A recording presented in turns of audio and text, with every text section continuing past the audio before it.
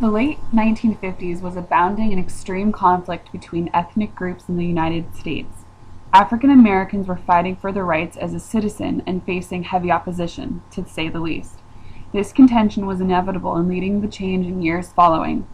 The early 1960s proved to be a time in which citizens of our country joined together in groups of strength.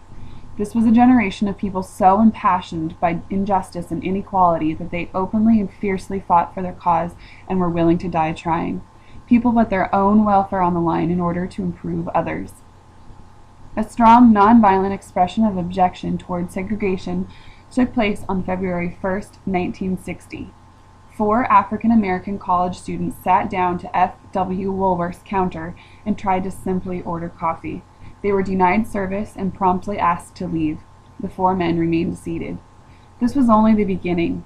The Greensboro Four, as they were later known, ignited 6 months' worth of passive and peaceful sit-down resistance in F.W. Woolworth. Along the span of time, hundreds of students, churches, other civil rights organizations, and members of the community joined in a concerted effort. F.W. Woolworth finally capitulated and served all customers, regardless of skin color, on July 25, 1960. The Freedom Ride was the next attempt to prove and test racial equality.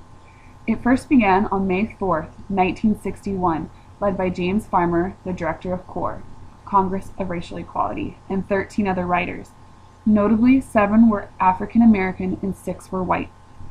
They departed from Washington, D.C. in a Greyhound and Trailways bus.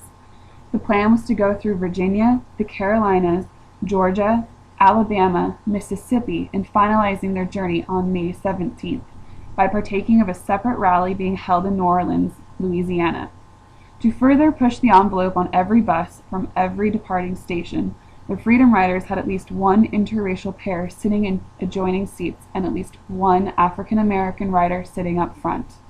Normally, these seats were to be used by white passengers only.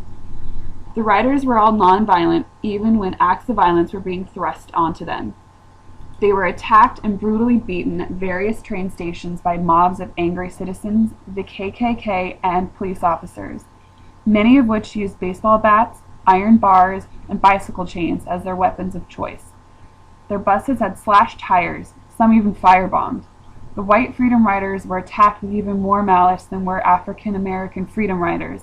Many viewed them as complete traitors. By November, this event motivated the Interstate Commerce Commission to issue rules prohibiting segregation in transportation facilities. These 2 civil rights movements were very powerful in their own accounts. They brought dated Jim Crow laws being supported mainly by the South into national spotlight and pressured President Kennedy to end violence. They were a confirmation that if you believe in something and wish to engender change, you must be the alteration you are trying to achieve.